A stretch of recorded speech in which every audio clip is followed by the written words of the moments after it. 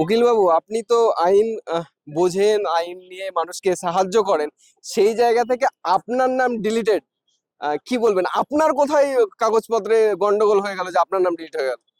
এটা আমার তো মনে হয়েছে যা র্যান্ডাম হয়েছে, কারণ আমি যে নোটিশ পেয়েছিলাম সেই নোটিশে ছিল যে আমার বাবার নামের সাথে আমার নামে আমার আমার ডকুমেন্টসে এবং আমার বাবার যে ডকুমেন্টস আছে তার সাথে নামের মিসম্যাচ আছে।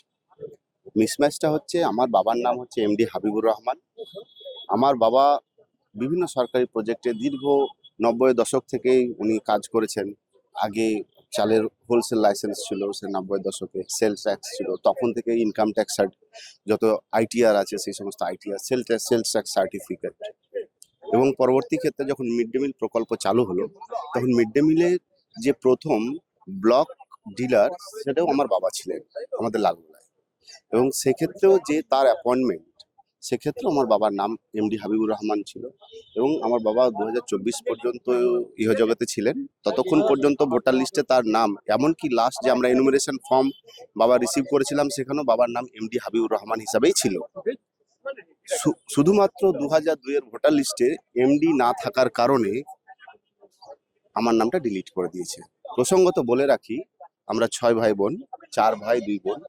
তার মধ্যে 3 জন হচ্ছেন সেলফ ম্যাপড, 3 জন আমরা বাবার সাথে লিঙ্ক করেছিলাম।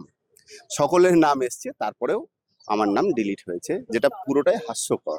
এই যে আপনি একজন আইনজীবী, সেই ক্ষেত্রে সাধারণ মানুষ তো খুব ভয়ে আছে, ভীত সন্ত্রস্ত যে আমার নাম বাদ হয়ে গেল, কোথাও গিয়ে কোনো সুযোগ বা ভোটার কার্ড, ব্যাংক, জমি কেনা বেচা, এই সমস্ত কিছু বন্ধ হয়ে যাবে। সেই জায়গাতে আপনি একজন আইনজীবী, এবং সেই জায়গা থেকে কি কি বিপদ হতে পারে বলে আপনার মনে হয়? দেখুন, এই বিপদের সম্ভাবনা তো অবশ্যই আছে, এটাকে অস্বীকার করার কোনো জায়গা নেই। সুপ্রিম কোর্ট জাস্টিস পাদ্রিওয়ালার একটি জাজমেন্ট আছে, এবং সেখানে কারো ভোটার লিস্টে নাম না থাকলে তার কি কনসিকুয়েন্স হতে পারে সেখানে এলাবোরেট ডিসকাশনস আছে।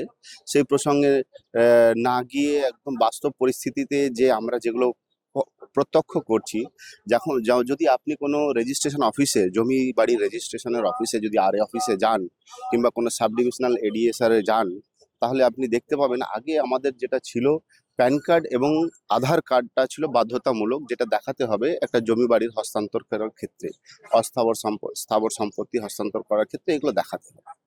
কিন্তু যবে থেকে এই এসআইআর প্রক্রিয়ার মাধ্যমে বিভিন্ন দফায় দফায় মানুষের নাম বাদ গিয়েছে, সেই সময় থেকে এখানে বিভিন্ন রেজিস্ট্রার সাহেবরা জিজ্ঞাসা করছেন যে আপনার ভোটার কার্ড এনেছেন কিনা। তারা ভোটার কার্ড যাচাই করছেন বিভিন্ন দপ্তরে, কারণ এখন যেহেতু ইসিআই নেটে গিয়ে এপিক নাম্বার মারলে সঙ্গে সঙ্গে দেখিয়ে দেয় যে আদৌ তিনি ভোটার লিস্টে ইনক্লুডেড আছেন না ডিলিটেড আছেন, জাস্ট 1 ক্লিক অ্যাওয়ে। তো সেই কারণে এখন মানুষের ভোটার কার্ড নিয়ে যেতে বলছেন জমি হস্তান্তর ক্ষেত্রে বা জমি বাড়ি কেনা বেচার ক্ষেত্রে, যেটা তো অবশ্যই একটা চিন্তার বিষয়। আপনি আইনজীবী, এবং আপনার কাজকর্মের ক্ষেত্রে তো অনেক ডকুমেন্টস বা আপনার ভোটার লিস্টের নাম ভ্যালিড থাকা অবশ্যই জরুরি। সেই জায়গা থেকে এখন পর্যন্ত কোনো সমস্যা এসছে না? সমস্যা আসার সম্ভাবনা করছেন যদি ট্রাইব্যুনালে নাম না ওঠে? না, যেহেতু আমারটা খুব মাইনার ডিসক্রিপেন্সিস আছে, শুধুমাত্র আমার বাবার নাম 2002-এ এমডি নেই।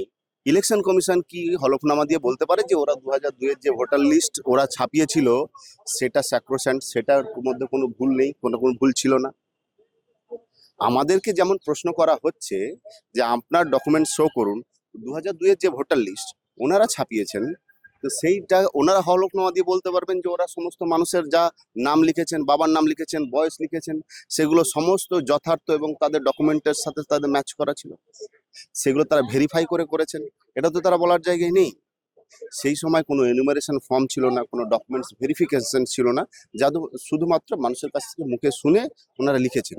সেক্ষেত্রে অনেকের ক্ষেত্রে দেখা যেতে পারে, আপনারা অনেকেই যারা দর্শক যারা আছেন তারা বুঝবেন, যারা 90-এর দশকের কিংবা তারপরে আর্লি 2002-এর সময়ের, এই সময়ের পিরিয়ডে কিংবা 2005-06-এর দিকেও যদি আপনারা কারো পুরনো এপিক কার্ড দেখে থাকেন, তাহলে দেখবেন হয়তো এক্স মন্ডল আছে, কিন্তু তার নাম হয়তো এক্স মন্ডল, কিন্তু হয়তো তার এপিক কার্ডে এসছে মন্ডল এক্স।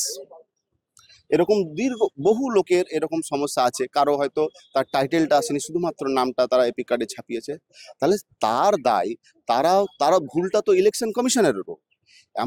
এমনও দীর্ঘদিন মানে বহু এরকম হয়েছে, এর আগে মিডিয়াতে বিভিন্ন জায়গায় পাবলিশ হয়েছে যে মানুষ বারবার চেষ্টা করা সত্ত্বেও ইলেকশন কমিশন থেকে কিংবা তাদের ভোটার লিস্টে ইলেকটোরাল রোলে নাম সঠিকভাবে তারা সংশোধন করতে পারেননি।